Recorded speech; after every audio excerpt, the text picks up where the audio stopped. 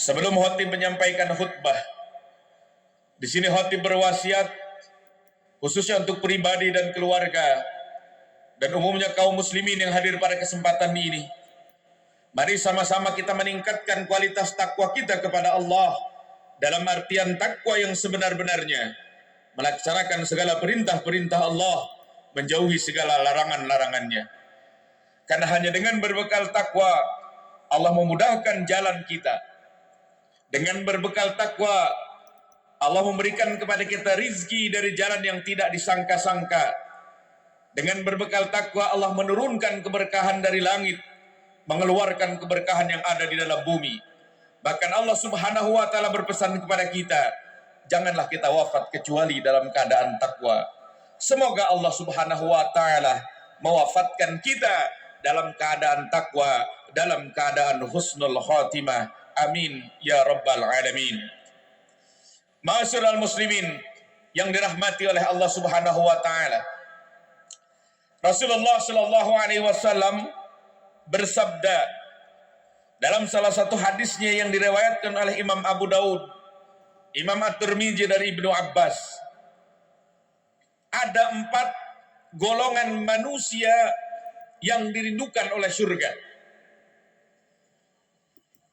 Apa kata beliau? Al-jannatu mustaqatun ila arba'ati nafarin. Talil Quran, wa hafizil lisan, wa mut'imil ji'an, was-saumi Ramadan.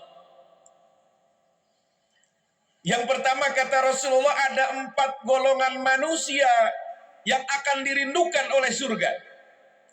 Surga merindukan.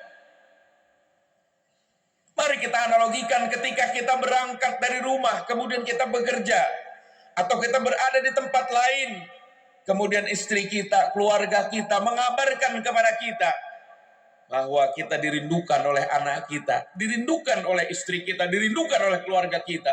Begitu senangnya kita. Bagaimana kalau surga yang merindukan kita? Siapa yang dirindukan surga? Yang pertama kata Rasulullah, talil Quran, orang yang senantiasa membaca Al-Quran.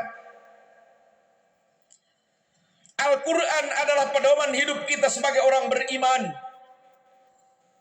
Jangankan kita membaca, memegang Al-Quran dihitung sebagai amal ibadah kita. Ketika kita melihat huruf Al-Quran, ketika kita memegang Al-Quran, ketika kita mengucapkan di lisan kita membaca Al-Quran, maka Allah Subhanahu wa taala menulis itu amal ibadah. Begitu utamanya Al-Quran. Bahkan dalam salah satu hadis yang lain Rasul menyatakan, man qara'a harfan min kitabi falahu bihi hasanatun. Siapa orang yang membaca 1 huruf saja dari ayat-ayat suci Al-Quran, maka 1 huruf itu Allah Subhanahu wa taala akan hitung dengan 10 kebaikan. Man qara'a harfan min kitabillahi falahu bihi hasanatun wal hasanatu bi asyri amsalihha.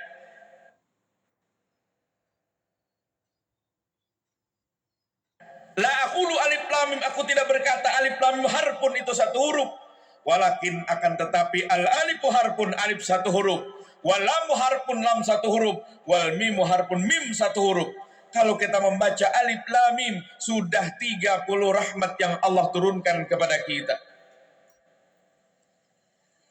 Bahkan Sayyidina Utsman menyatakan lau sahhat qulubana lamma sami'at minal Qur'an. Orang yang hatinya baik, orang yang hatinya lurus, orang yang hatinya benar, dia tidak akan pernah kenyang untuk membaca Al-Quran.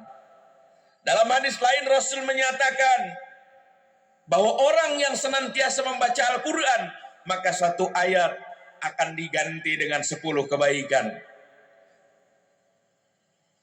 Ma'asyiral muslimin yang dirahmati oleh Allah Subhanahu wa taala. Oleh karena itu, ketika kita mengaku beriman kepada Allah, kita mengaku beriman kepada Al-Quran, maka Al-Quran senantiasa menjadi teman kita dimanapun kita berada. Jangan kita lewatkan kecuali kita membaca Al-Quran. Kemudian yang kedua, orang yang dirindukan surga. Wa hafizil lisan, orang yang menjaga lisannya, menjaga lidahnya. Suatu saat Luqmanul Hakim dipanggil oleh tuannya. Kata tuannya, wahai Luqmanul Hakim, baik tuan, kesini kamu. Ada apa tuan? Coba kau ambil 1 ekor kambing kemudian kau sembelih. Kau ambil mana yang terbaik dari hewan kambing ini. Disembelihlah kambing tersebut. Kemudian diberikan kepada Luqmanul Hakim, kepada tuannya, lidahnya. Kemudian tuannya memerintahkan kau potong, kau sembelih 1 lagi. Kau ambil mana yang terbaik, mana yang terburuk. Kemudian disembelih, diambil oleh Luqmanul Hakim, diberikan kepada tuannya adalah lidahnya. Tuannya bertanya, aku perintahkan kau mengambil yang terbaik, kau ambil lidahnya. Kemudian kau perintahkan ambil yang terburuk, kau ambil lidahnya. Ada apa ini?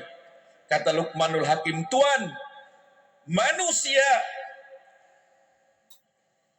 apabila ia menjaga lisannya yang terbaik, maka dia menjadi manusia yang terbaik. Kemudian manusia apabila dia tidak menjaga lisannya, maka dia termasuk manusia yang buruk. Baik atau tidaknya seseorang tergantung kepada lisannya. Makanya wahafizil lisan, menjaga lisan, termasuk orang-orang yang terpuji. Bahkan termasuk orang-orang yang dipuji oleh Allah dan Rasulnya.